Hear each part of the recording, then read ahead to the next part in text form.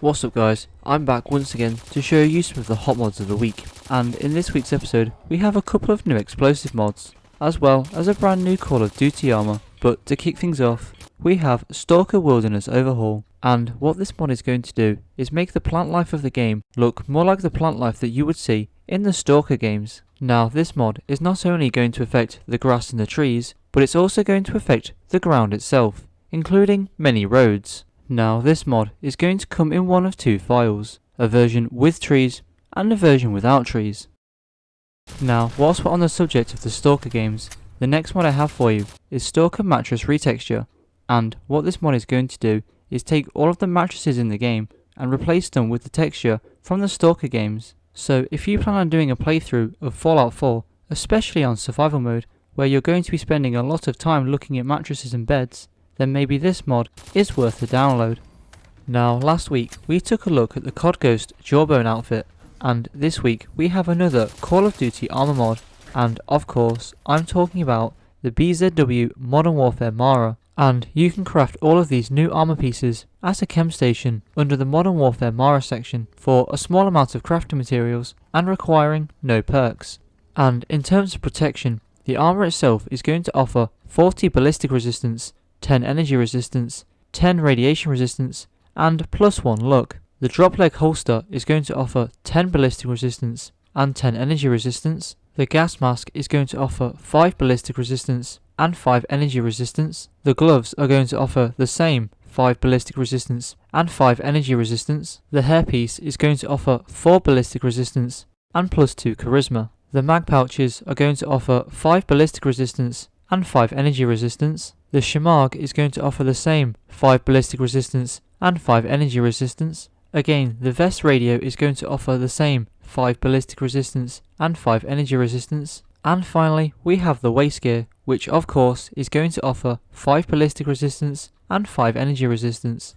Now as you can see, my inventory only contains the Mara armor pieces, and when I tried to access the armor workbench, of the pieces that have customization, it's simply going to be a choice of ballistic weave or colour.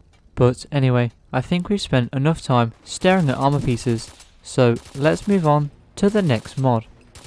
Now with many games, some features can be completely designed and then removed from the final game at the last minute, and this next mod is going to be reinstalling some of that content, and of course I'm talking about Cut Explosives Fuel Tank Restored. And what this mod is going to do is reinstate how the original explosive barrels were going to look in the game, as opposed to these hideous teardrop shaped cylinders that I didn't even know were explosive barrels until several hours into my first playthrough. But these explosive barrels actually look like explosive barrels, something I might actually shoot at to try and kill raiders and the like, as opposed to just completely ignoring them like I used to do. And this mod is going to come in one of two files, one marked as an ESP and one marked as an ESL.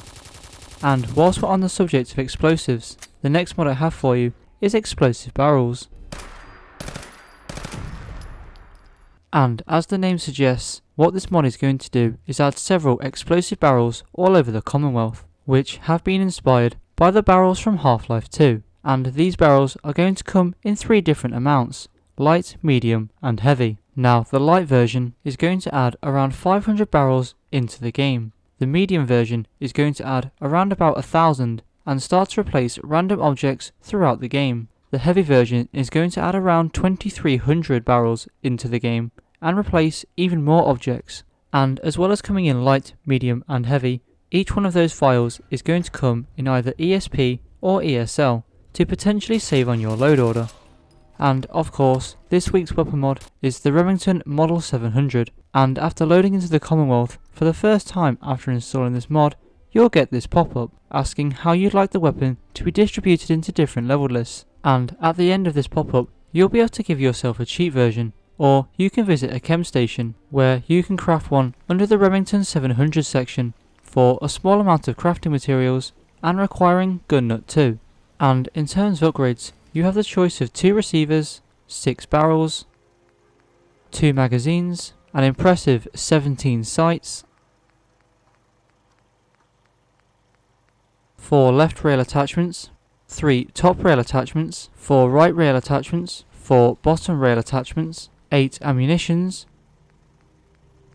6 buttstocks, 8 materials, 7 grips, 3 metal materials, and finally 4 stocks. Now, as you can see, this weapon has quite a lot of customization, but this is not where the positives end, as it also happens to be extremely fun to use. Now, if you paid particularly close attention to how we got our hands on this weapon, you might have noticed the ammo conversion kit, which is going to require a small amount of crafting materials and gun nut 1, and by taking this to a weapon workbench, we'll be able to seriously change how this weapon behaves. Things like recoil, range, accuracy, and damage can all seriously be affected. So if you ever get the slightest bit bored of this weapon, you can simply change the ammunition modification and it'll be like having a brand new weapon.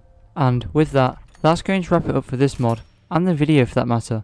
I hope you all enjoyed the mods here today, and if you did, don't forget to hit that subscribe button, and I hope to see you all in the next video.